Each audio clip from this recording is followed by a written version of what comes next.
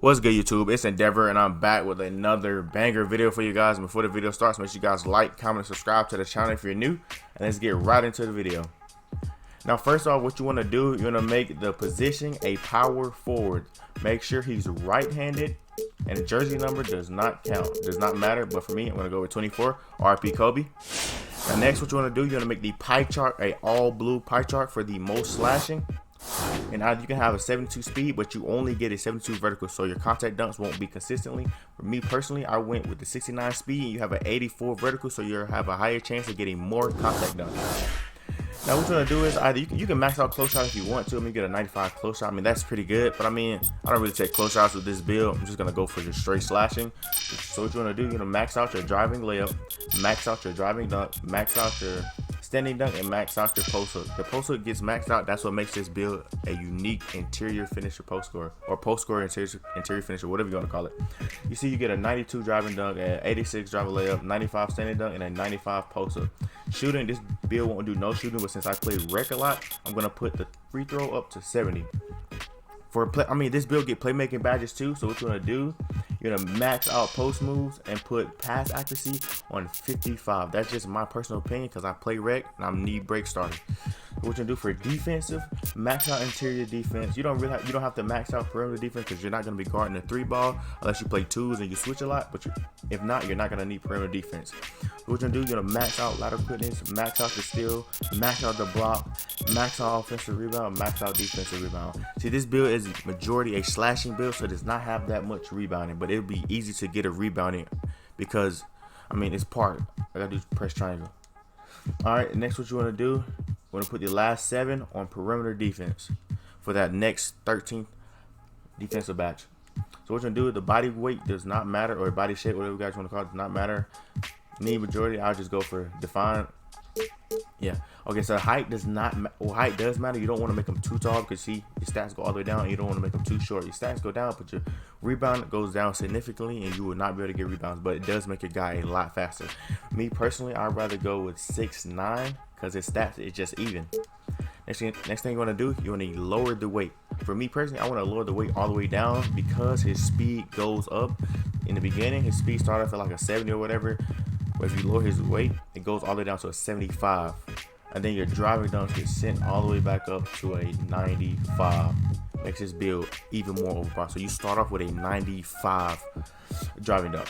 What you're gonna do now for wingspan definitely does matter. You don't want to lower your wingspan down too low because personally, I mean, it just lowers your stats. It makes your build useless. So what you're gonna do, you're gonna max out your wingspan.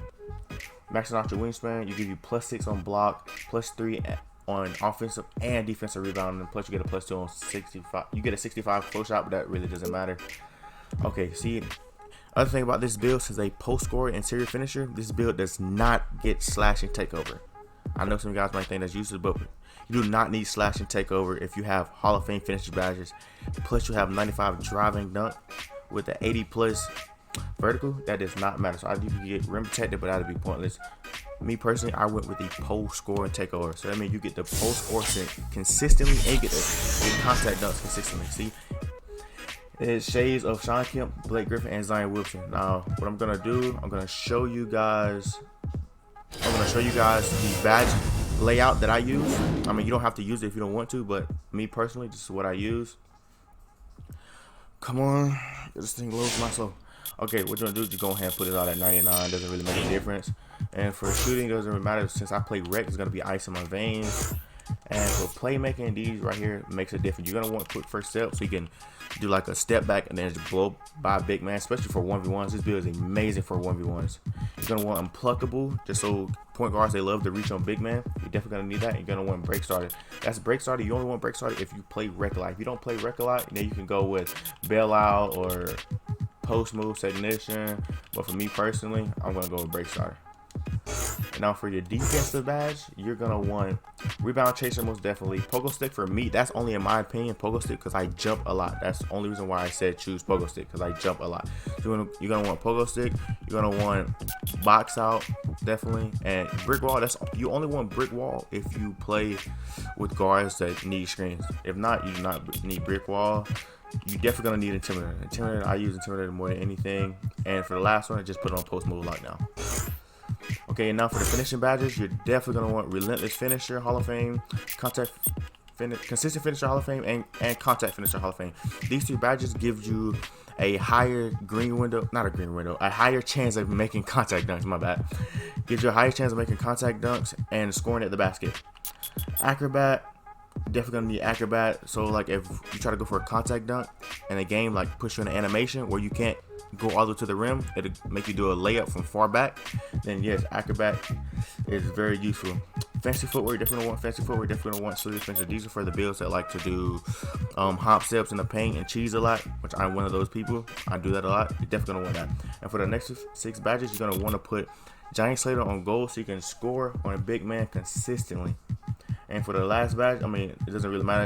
It's your opinion, but for me personally, I'm gonna go with the drop stepper. Alright, and that concludes this build video, this interior finisher post score, or post score interior finisher, whatever you're gonna call it. Now if you like this video, make sure you guys like, comment, and subscribe to the channel if you're new for more banger videos. And I'm out.